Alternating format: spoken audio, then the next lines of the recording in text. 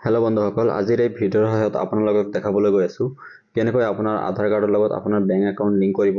যদি আপোনাৰ আধাৰ কাৰ্ডৰ লগত বেংক একাউণ্ট লিংক কৰিব বিচাৰি আছে তেনেহ'লে কেনেকৈ কৰিব, আজিৰ এই ভিডিঅ'ৰ সহায়ত ফুল প্ৰচেছ দেখাবলৈ গৈ আছোঁ।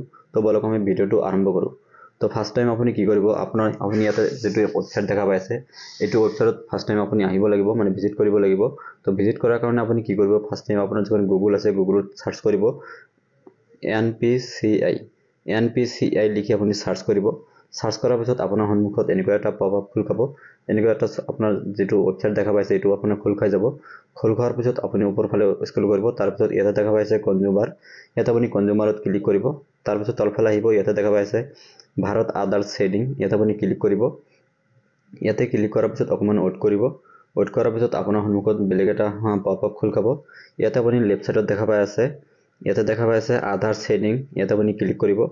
ইয়াতে ক্লিক কৰাৰ পিছত আপোনাৰ সন্মুখত এনেকুৱা এটা পপ আপ খোল খাব। ইয়াতে দেখা পাই আছে ৰিকুৱেষ্ট ফৰ আধাৰ শ্বেডিং, ইয়াতে দেখা পাই আছে ৰিকুৱেষ্ট ফৰ আধাৰ শ্বেডিং।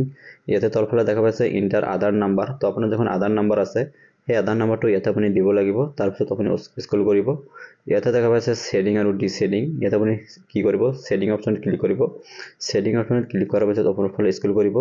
তাৰপিছত ইয়াতে দেখা পাইছে চিলেক্ট ইউৰ বেংক। আপোনাৰ যখন বেংক একাউণ্ট আছে, মানে আপোনাৰ কোনটো বেংক একাউণ্ট হয়, মানে কোনটো বেংকৰ আপোনাৰ একাউণ্ট হয়, সেই বেংকৰ নামটো আপুনি ইয়াতে সিলেক্ট কৰিব। তো আপোনাৰ মতে আপোনাৰ যখন বেংক আছে সেইটো আপুনি সিলেক্ট কৰিব। সিলেক্ট কৰাৰ পিছত তলফালে দেখা পাইছে একাউণ্ট নাম্বাৰ। তো আপোনাৰ যখন একাউণ্ট নাম্বাৰ আছে বেংকৰ একাউণ্ট নাম্বাৰ সেইটো আপুনি ইয়াতে দিব। তাৰপিছত সেইটো একাউণ্ট আপুনি ইয়াতে কনফাৰ্ম কৰিব। কনফাৰ্ম কৰাৰ পিছত ইয়াতে এটা চেক বক্স দেখা পাইছে, ইয়াতে আপুনি ক্লিক কৰিব।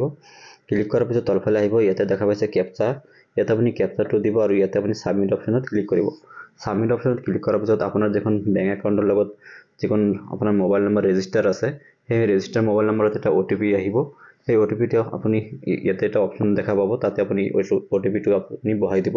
তো OTPটো বহোৱাৰ পিছত আপোনাৰ যখন মোবাইল নম্বৰৰ আধাৰ কাৰ্ডৰ লগত বেংক একাউণ্ট আছে সেইটো লিংক হৈ যাব। লিংকটো আপোনাৰ অটোমেটিক্যালি লগে লগে নহ'ব, অটোমেটিক্যালি হৈ যাব। সেইটো আপোনাৰ 72 ঘণ্টা বা 48 ঘণ্টা এনেকুৱা এটা টাইম ল'ব।